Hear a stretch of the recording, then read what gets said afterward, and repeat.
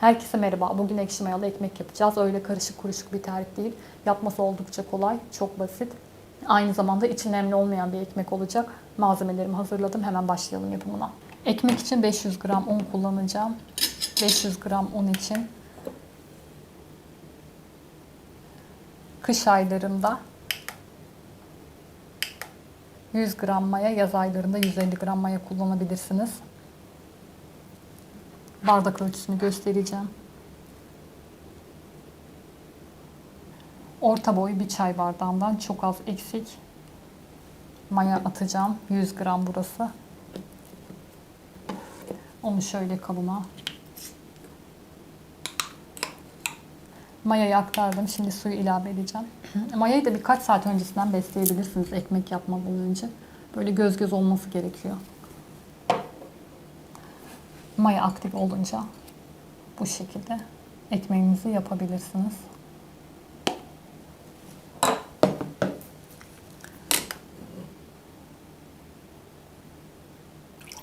Dolu dolu bir su bardağı su.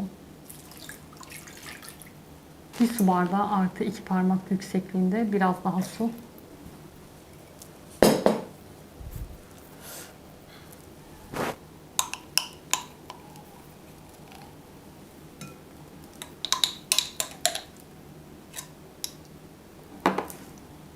Mayam yüzmüyor suyun içinde ama bu ekşi mayanın olmadığı anlamına gelmiyor.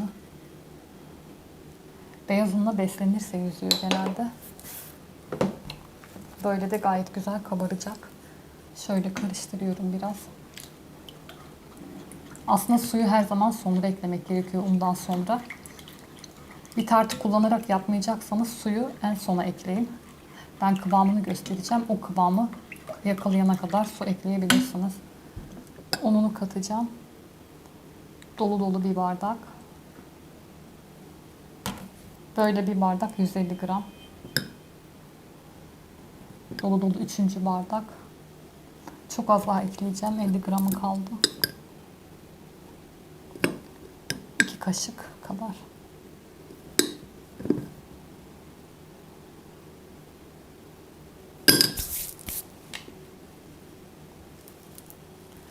Üç bardak artı 2 parmak yüksekliğinde bir un daha.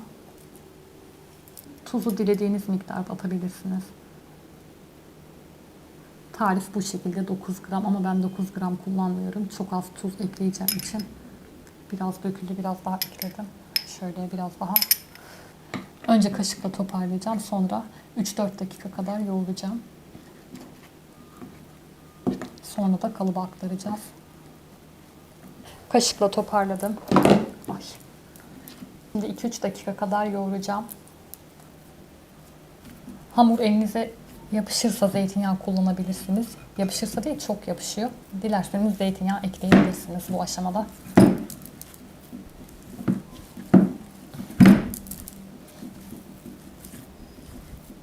Hamurumu yoğurdum 3-4 dakika kadar. Böyle yapışıyor. Hamurumu yoğurdum. Onu bir köşeye alacağım. Hemen kalıba hazırlayacağım.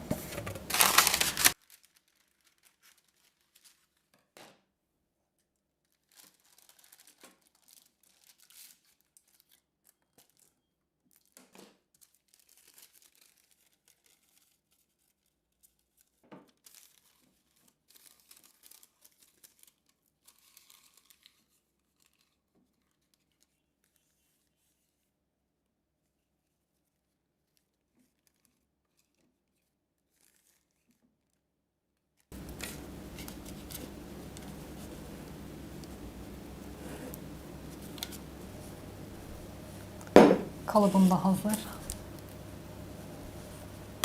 Şimdi içine aktaracağım. Biraz su.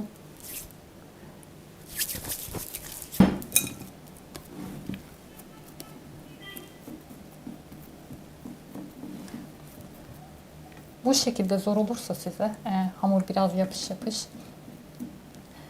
Üzerini streç filmle örtüp dolaba kaldırabilirsiniz. Aslında orijinal tarifte öyle. Bir gün sonra hamur daha ele alınabilir kıvama geliyor. Bir gece bekleyince dolapta. Sonra kalıba aktarın. Ben 2 kez uğraşmamak için bugünden hepsini hallediyorum.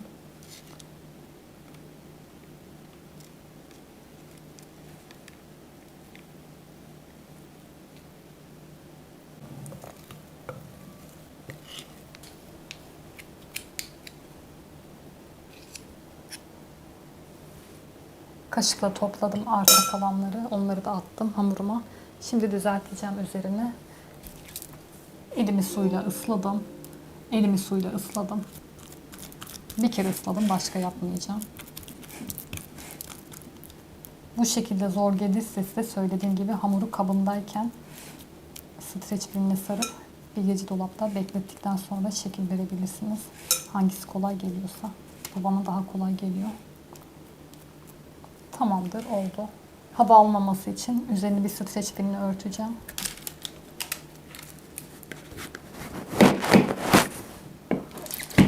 Hava alırsa ekmeğin üzeri kuruyor, sert oluyor. Sarmamız gerekiyor. Şimdi bu şekilde bir saat burada bekleteceğim. Yaz aylarında yarım saat olabilir. Sonra dolaba kaldıracağım ve bir gece dolapta bekleteceğim. Sabah da ekmeği oda sıcaklığında kabardıktan sonra pişireceğim. Söylediğim gibi şu an bir saat burada. Sonra bir gece boyunca 12-18 saat olabilir. Dolapta bekleyecek. Sonra çıkaracağım ve kabarması için hamuru bekleteceğim. Sonra da fırına vereceğiz. Sonra devam edelim.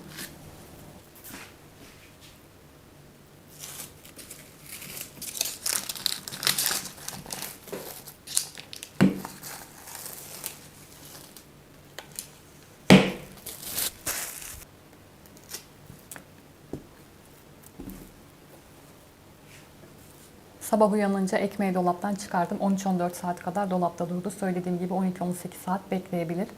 Sonra masanın üzerine aldım ve kabarması için bıraktım masaya.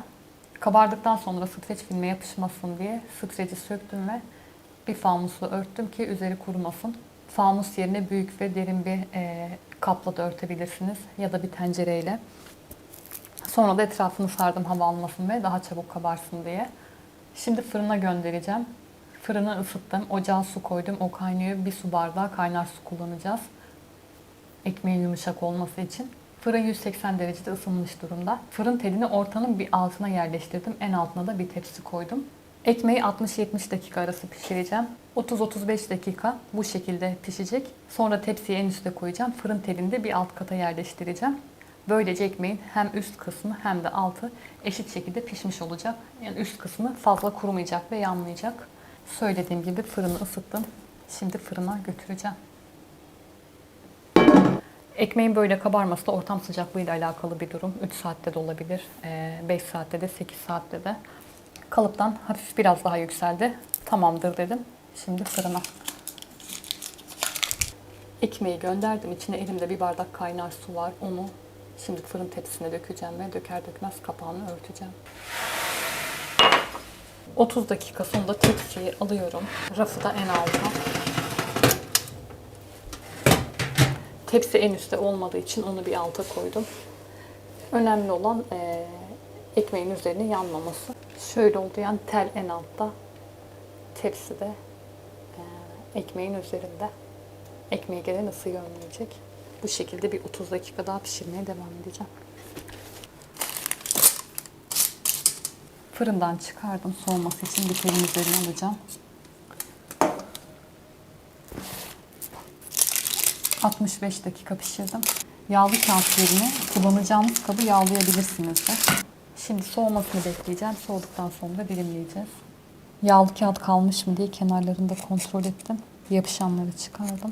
Şimdi soğumaya bırakacağım. Ekmeğim yarım saattir soğuyor. İçinin hamur kalmaması için soğumasını iyice beklemek gerekiyor. Şu an akşam olmak üzere olduğu için ben biraz erken dilimleyeceğim. Siz tam soğumasını bekledikten sonra dilimleyebilirsiniz. Böyle yumuşacık bir ekmek.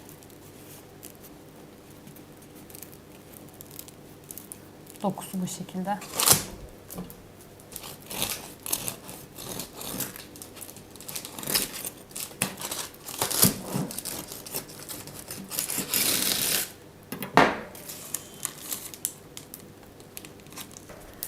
İki dilim kestim. Dokusunu göstereceğim. Gerisini sonra dilimleyeceğim. Bu şekilde. İçi hamur değil. Bu şekilde pişirmek istemezseniz orijinal tarifte kaç derecede nasıl pişirildiğini açıklamalar kısmına yazacağım. Oradan bakarak pişirebilirsiniz.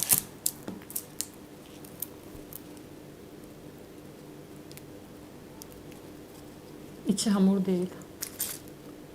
Sıcak olmasına rağmen. Yine de siz dilimlemek için soğumasını bekleyebilirsiniz. Dokusu böyle.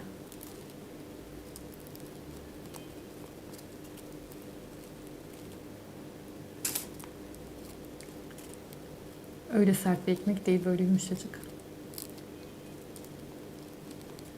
Hoşça kalın.